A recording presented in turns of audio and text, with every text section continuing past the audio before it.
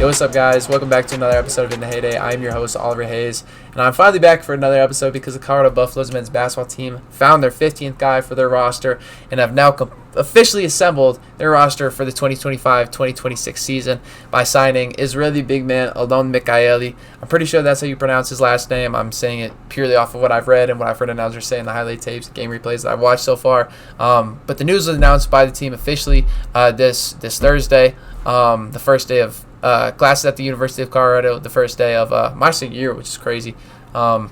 Just because I had to, report this news in the middle of class and things like that. But also because this is such a late time frame for a college basketball player to get signed, and the general historical factor, landscape point of view of things, just with the national letter of intent, a guy being signed this late never ever would have happened. But since the NIL and the transfer portal and stuff and the House rulings and switching over from national letters of intent to financial aid agreements, and NIL now offering more money to overseas players than usual, this whole recruiting process has gone later into the offseason than it originally did. Usually this process would be done in May, I'm pretty sure, before switching over to the financial aid agreements. But also with world conflict and what's going on in that part of the country and Israel and stuff like that, there were different factors that went into Michaeli, his visa, coming over here, things like that. But I don't know all the details. I just know that was a factor and why his signing specifically wasn't announced for so long. But he was on campus. He's in Boulder. As far as I know, he's excited to be here. I don't know why he wouldn't be. But either way, I know the excitement is mutual for everyone involved, everyone who is around the Colorado Buffaloes program, whether it's Colorado Buffaloes players, the coaching staff, or me. Personally, watching the film, looking at his resume, looking at his experience, looking at all the things, there is just so many good things to say about Michaeli, and I personally think he can make an impact for the Buffs this season as a freshman. He'll be on the older side, turning 20 in November, but I think he'll be able to make an impact either way. And I know, just based off things I've heard through the grapevine, that the Colorado men's basketball program is pretty high on him and has higher expectations for him as far as making a push into the rotation. I'm not sure if he'll necessarily start right away. At 6'9", 220, 230 pounds, he's in between a power forward and a center, between his experience at the professional level in Israel and his experience at the international level amongst his age group playing with Israel. He's kind of seemed to switch between the two, but I think he'll play more of a forward for the Buffs.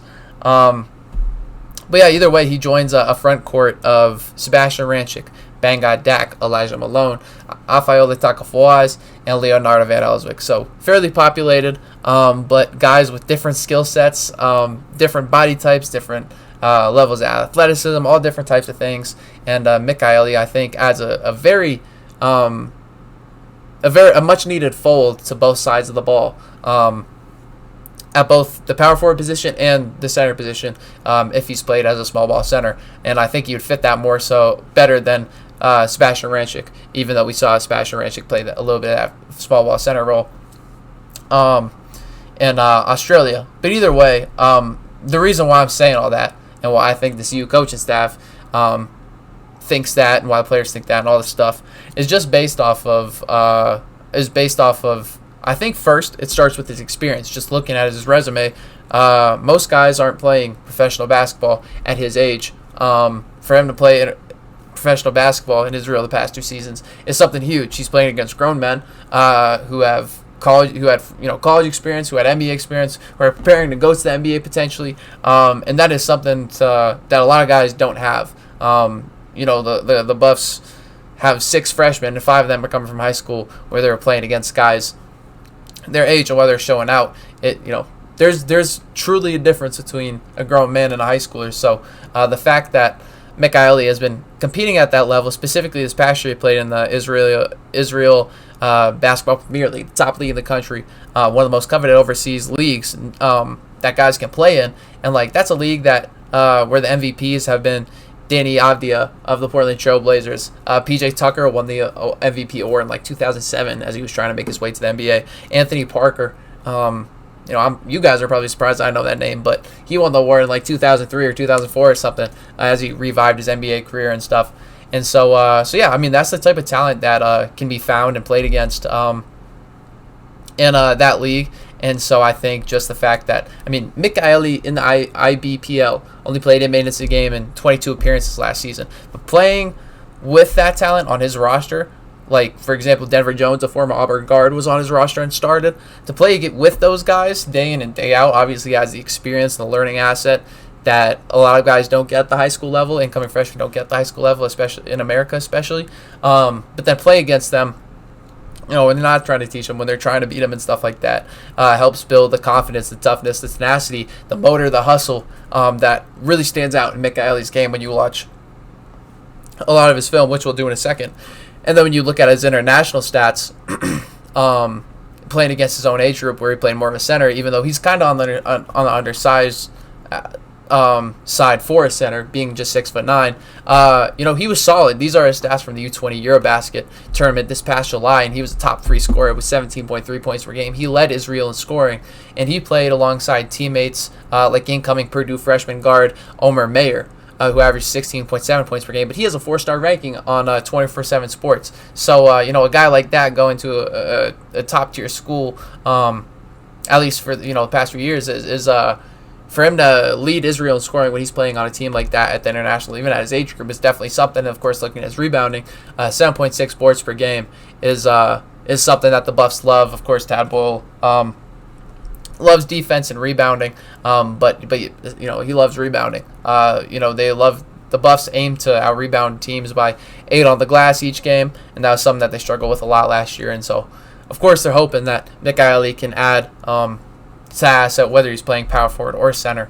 And as you can see in some of the stats in the 7 games, he grabbed 4+ offensive rebounds in 3 of the 7 contests. So yeah, definitely tenacious on the glass and things like that. And just briefly looking at his stats real quick. I mean, in the Eurobasket international tournament, I mean, he has experience at the at international level for quite a bit. He played with Israel at the U18 Eurobasket, U16 Eurobasket, and other tournaments and things like that. But in this most recent one, where these stats came to be, he was quite solid across 7 games, 3 20-point performances, 3 double-doubles. Still could be a better passer, but only had a most of 3 turnovers. And Israel went 5-2. They finished 6th in the tournament at 5-2, and one of their 2 losses came to their 2 losses, I'm pretty sure, came to first place Israel and okay, well, I know one of the losses came to first place Italy, excuse me, not Israel, because they're Israel, and I forget where Greece finished in the tournament, but I think that was their other loss. Either way, point is that I'm getting off track. Michaeli had some great showings in the U20 Eurobasket tournament, and here someone posted these his highlights on it from the tournament on YouTube, and I was intrigued by this title when I stumbled across this video, because I'm like, has it always been like this? There's someone knowing that I didn't, and I could have figured this out. I don't know, but either way. He put up some solid showings in the Eurobasket, and you can see in his tape why he was able to do so offensively with his scoring. You can see in the post a few clips back. I guess that's him hitting a 3. I think, let's see, where was it? I guess that's him in the post. He's just simply bigger and getting the over-top pass in these possessions. But on this play right here, he gets in the post, and he goes to this baseline spin a lot, and he is quick, he is mobile, and so for him to have that facet of his game and be a back-to-the-basket player and be able to attack smaller guys is definitely huge. But he seems to be a solid cutter, as you saw on that last play right there. There's a lot of Israel plays 5 out, which is similar to CU, and it would be huge for a guy like Michaeli to be able to cut, especially if he is being a small ball center, where a guy like Malone or Van Elswick or even like Fawaz may not be able to cut from the slot or the top of the key in a 5-out offense like Michaeli can. Beyond that, Michaeli seems to have a quick first step. Seems to have solid footwork. His handle seems to be all right. I haven't necessarily seen any clips where he's broken down a guy or put a solid move together, anything like that. Seems to really predominantly dribble with his right hand. But as far as his jump shot and things like that, he only shot 31.8% from deep in the Eurobasket tournament. But his jump shot looks smooth enough. A little weird at the top, but it looks smooth enough.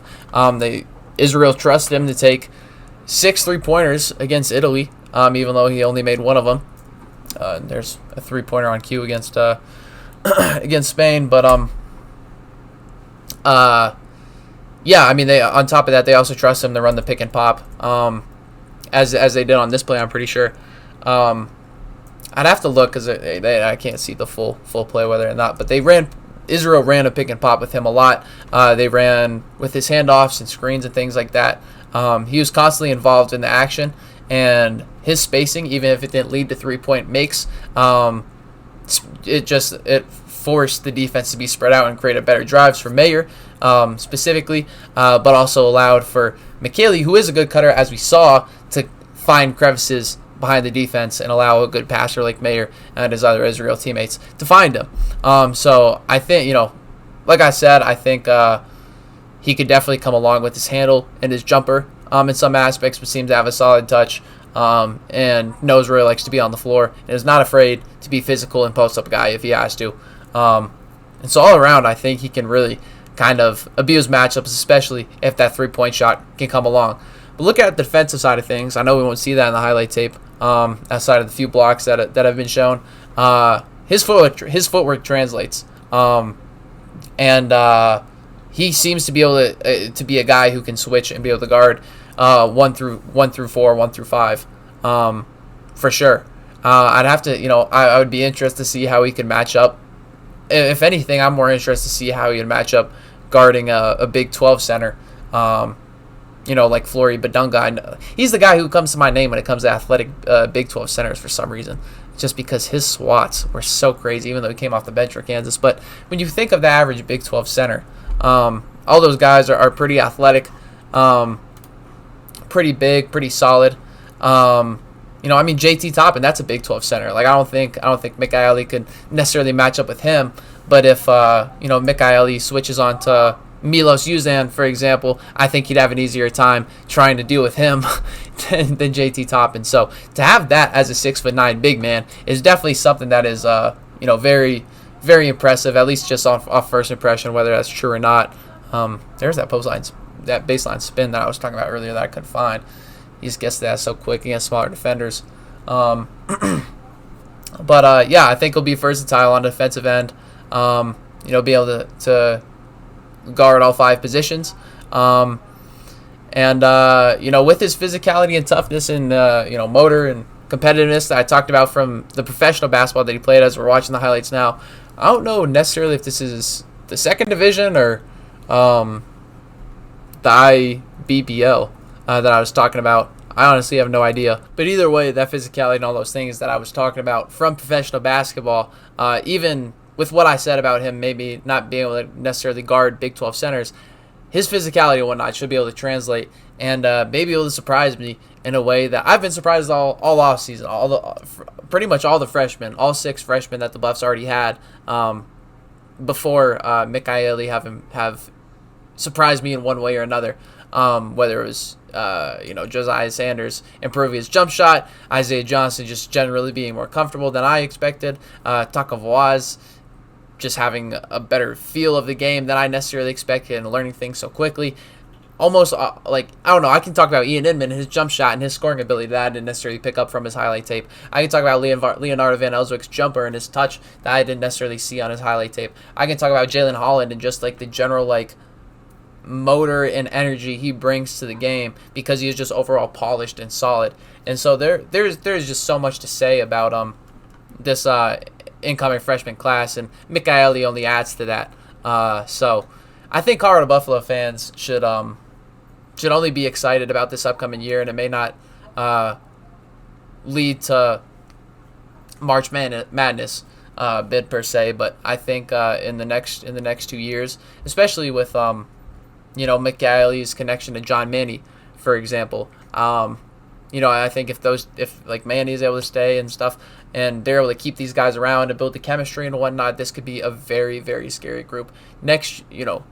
Heading into next year, I think they're scary. 2 years from now, they could be insanely scary. I don't want to say 3 years because at that point, Sebastian Ranch, it could be an NBA player, and of course there would be no Bang at Dak and things like that, but no Barrington Hargress. But I don't know. I think the future is bright. Is all that I'm trying to say. And so I think this is a pretty good point to wrap up the pod. I know that the pod hasn't been consistent as I wanted throughout the off season, and now it's the school year. It will be a little bit harder, but I do want to do more stuff. I do want to cover the Big 12 and talk about the teams more in a general scope. And I do have a guest list set up. So I have a good list of guys on the pod that I'll have to go through on top of just the Big 12 coverage generally that I want to do, and other things I want to talk about. I want to do some more film breakdowns and things, and figure out how to kind of do this whole YouTube, social media, visual whole type of thing a little bit better than I do now. But that's the point of college. But like I said earlier, it's the first day of senior year on Thursday, so I only got a year until it's the big leagues, I guess. But as far as I know, you guys are appreciating my content. I appreciate you guys for listening and reading, consuming my content, and whichever way you do. I do want to bring back the mailbag, so I'll release something about that on my socials and on the Buff Stampede board after this is released. So I'm assuming probably on Sunday or something like that. I don't know. We'll see. I don't want to interfere too much with the start of football season and whatnot. But yeah, I'm just rambling at this point. The pickup of Alon Michaeli was huge, and caused a lot of excitement for the Colorado Buffaloes men's basketball program and everyone associated with them, whether it was their journalists, whether it's the journalists that covered the team, whether it's the fan base, whether it's the scouts that are looking at the team, whatever it may be. I think people are generally excited about the pickup. But I appreciate you guys listening to another episode of In the Heyday, and I'm your host, Oliver Hayes. Peace.